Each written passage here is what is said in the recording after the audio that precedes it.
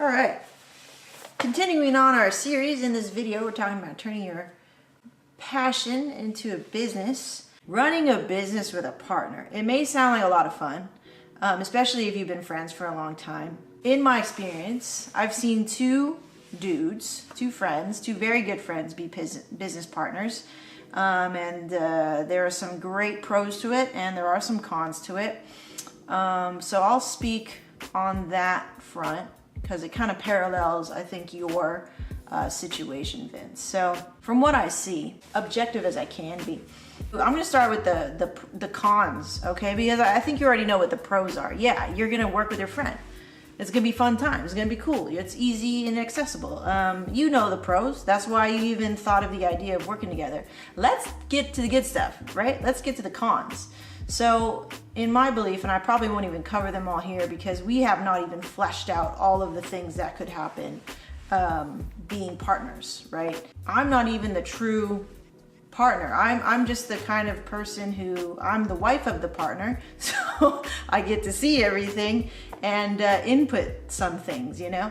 So this is what I see. If one partner is more vocal than the other, that could create conflict. More vocal meaning the squeaky wheel gets the grease, right? If you are more adept at conveying your message or your point, and you can argue and debate better than the other partner, then it's most likely that your ideas are going to be addressed first, right? So that in turn, if things are not, I think, clearly said, it's always going to seem like somebody is having their way all the time. So it's very important to, like I said before, this dates back to maybe the first and second videos that we made on this series, is to really talk things through and have a real good clarity about how the process and what the process and what does it really mean to be partners. Is it really 50-50? Most likely not, right? I mean, you can 50-50 cost because it's numerical, it's quantifiable, but you can't really 50-50 qualitative things within your relationship, your business relationship sometimes, right? Sometimes. So for example, if you're a better writer, it doesn't mean the other person can't write for nothing, but if you're a better writer, maybe you take on more tasks of writing, you know, whatever the stipulations may be. And sometimes, yeah, you've got to write it all out. A lot of people don't want to write things out. A lot of times I don't want to write things out. I'm like, I got it all. It's in my head. But when it's just like knowing your numbers. You know, when it's there staring at you in the face, you can't lie, you can't hide, you can't make up a number. It's just like weighing yourself. It's like, I think I weigh 149 and then like you weigh 152. You're off by a couple of pounds, but you're always thinking to yourself, you know, you made up your own number because of whatever biases that you have. So when you have real data and you put real quantifiable percentages or numbers or even just real like ideas down on paper and you see them there and they're not stuck in your head and they're not stuck in your partner's head, whether they be tasks, expectations, roles, processes, standards, how you're going to handle things. What if you guys don't agree on things? How is that going to be handled? Are there any, like, is there a veto process? What if you guys can't agree who's going to be the tiebreaker or whatever, right? Things like that. That's sometimes where I come in when, like, my husband and his partner can't make a decision, or they feel unsure about making a decision. They often will ask my opinion, which I'm grateful for that opportunity that they would even ask, right? And so now we kind of have this three-way thing going on. That's what we got going on right now, which is cool, you know. And it's cool because now we've learned our lesson to be like, hey, what do you expect from me? I don't want to be sitting here doing things for free and feeling like I'm not being acknowledged, or maybe you're getting, you know, whatever cut you're getting, but it feels like I'm doing most of the work, right? So this is what can happen when you have partners. And they're all just human traits that all stem from miscommunication and fear of your partner feeling like like it's not okay with them, or you feel like you're stepping on their toes, or fear of whatever your partner is going to think. And that's the last thing that you guys should be worried about. Should make a pact right now, as long as you're agreeing to be partners, is to, you know, be honest with each other, and for it to be okay when you guys don't agree.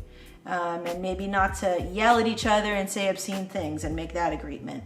When you're angry or flustered or very frustrated, and maybe kind of lay out how you like to go about solving problems. For example, I'm the type of person that will blow up if I don't address certain things. So sometimes I can be short because I don't know how to properly communicate exactly what I mean.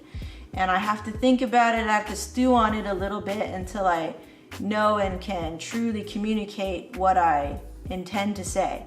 And so that's my natural habitat of being non-communicative. So if you deal with somebody like that, or if you yourself or somebody like that, you have weaknesses in your communication patterns, like everybody does.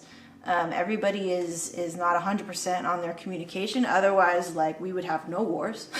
So I would just try your best to really understand, really clarify these things that are not quantifiable. The human response, the human tendencies to do the things that we do. Forget, get angry, not want to do shit sometimes, or procrastinate, or work so fast that you miss steps, or you know, whatever the problems may arise. I always like to focus on what if shit goes wrong, right? Because if you can imagine the worst case scenario and you can prepare for it, then nothing can really kill you. You know what I mean? Like maybe it'll hurt you a little bit when you stumble as partners, when something goes wrong, whatever it may be. It's just like a marriage in a lot of ways, where it's not perfect, you know, and you're married too, and you understand that. You understand the ups and downs of a relationship. And so I would take those same, you know, communicative wins that you've had or not had, and learn from them, and then keep learning from them, and keep staying open. Okay, so the last thing I'll say is, you know, after you guys have really laid out your strengths and weaknesses and how you like to, you know, how you like to handle your roles and expectations together, if there are any holes or gaps, you know, in your partnership, because I'm pretty sure that no one can fit each other completely in terms of fulfilling the needs for a business 100%. There's going to be gaps here. So understand what your gaps are. Maybe it's the accounting, or it's the data management, or it's the tasks that are boring, or maybe that you just don't want to do, or whatever. Understand those gaps in your business and plan to hire somebody for that later on. Plan to. So you don't want to build a team where it just relies on you, and then maybe something goes wrong, something happens to your partner, or something happens to you, and now your business is kaput. I would start planning for, in case of emergency. What do I do? What do you do? If we have clients on the line, clients in queue, projects in queue, you know, have a backup plan, all that stuff. You know, what if things go wrong? And you don't want your business to fall apart just because you got sick one day. You know what I'm saying? So make sure you have a plan for if things go wrong. And then there was something else I was going to say. Yeah, creating that structure in your business that can support a team later on. Because eventually, if it gets to that point, it's something that you should plan for, not extensively right now, but just understand what the gaps are, and that, hey, like, what if it's marketing? Maybe we're not the best marketers, or we don't want to do the task of marketing because we got other shit going on. You know, I want to do other things. I want to liberate myself from this business. So let's plan to hire a marketer in the future. Okay, what do we need to do that? Let's set up an SOP, a standards of operations, for hiring, or for recruiting and hiring and firing the marketer for us, and just have a good idea, you know. And you can do that kind of like in your downtime, when you don't have clients coming in, you don't have money coming in. You start establishing an infrastructure for your business to support a team that can potentially run your business for you. if you get sick or if you want to liberate yourself from your business. Does that make sense? That's what we're doing right now. We're left with the last question in this series, which will be the difficulties that we faced personally in our businesses, which will probably be quite extensive. So I'll see you in the next video. Thank you so much for watching, and thank you for sending me little texts here and there telling me, giving me validation too, that you've watched the videos and that you've received the message that I'm giving. I like that. I like validation. I like that communication and that ongoing communication. I like it. Good things. See you in the next video. Peace.